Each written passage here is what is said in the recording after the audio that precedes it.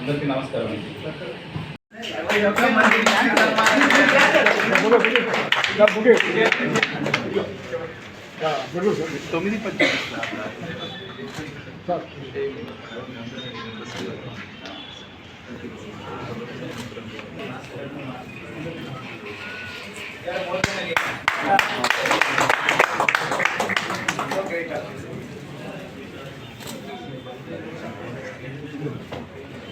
నుంచి ఒంగోలు వరకు కార్యక్రమం ఓన్లీ బండి మీద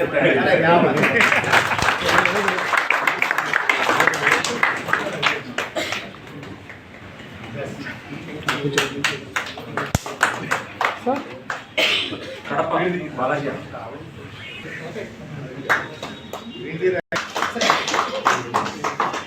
మనవాళ్ళలో ఎంటర్ అయ్యాడు sir.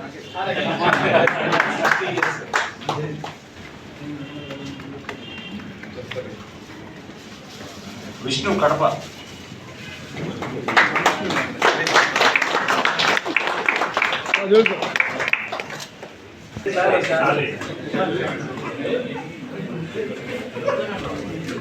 Sagar Anantapur,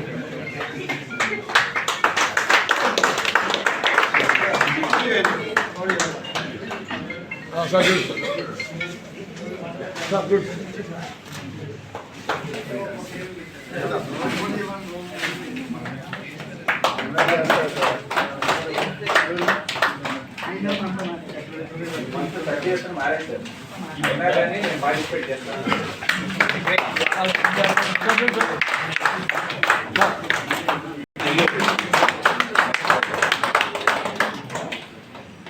okay sir.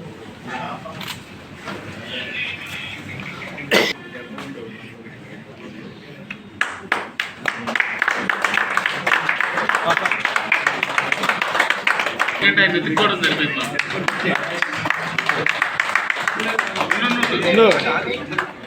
ఇప్పుడు కూడా కరెక్ట్ పోతే అందుకే గోష్ఠి చూడు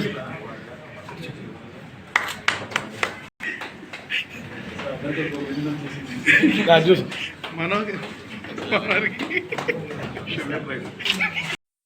ముగింపు మన ఊళ్ళో పిడిసిసి బ్యాంక్ ఆవరణలో జరగడం సంతోషించదగ్గ విషయం.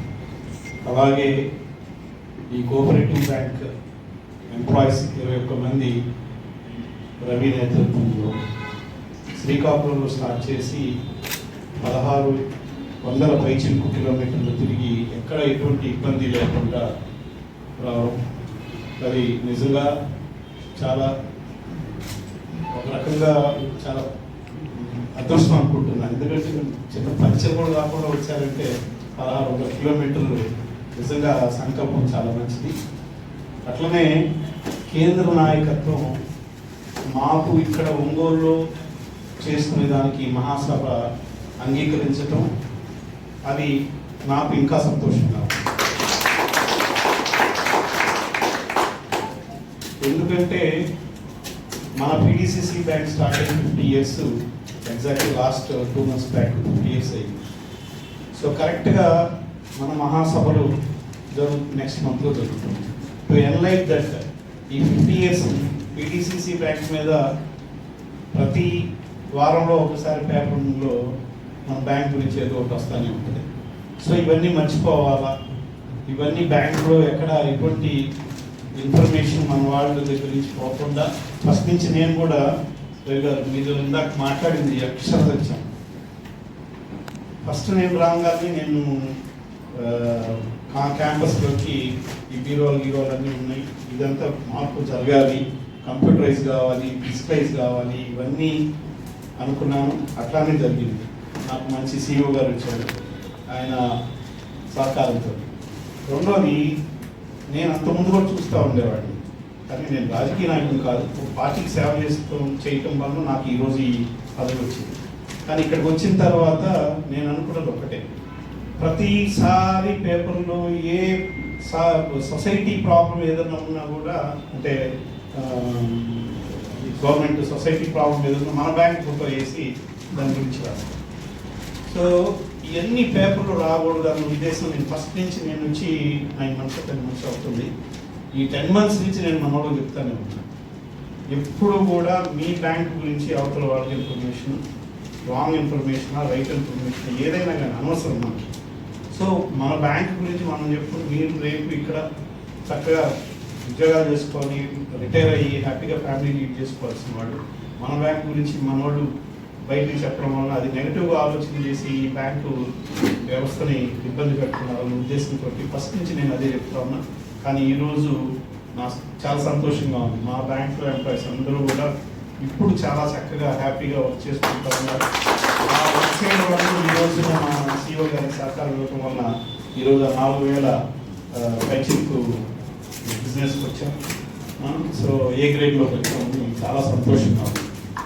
అట్లనే మీరు అక్కడి నుంచి ఇక్కడ దాకా ఇంత ఎండలో రావడం, ఎటువంటి దీనికి ఇబ్బందులు జరగకుండా అట్లానే మీ సహకార వ్యవస్థను బలోపేతం చేసుకునే దానికి మీరు రేపు మహాసభలో చేసుకునే వాటికి కానీ వ్యవస్థ బలోపేతం చేసేదానికి కానీ మీ పేర్ విజన్స్లో కానీ ఎటువంటి వాటిల్లో కూడా నేను రేపు ఏదైనా మా సహకారం ఏదైనా అవసరమైతే డెఫినెట్గా మీకు అందుబాటులో ఉండి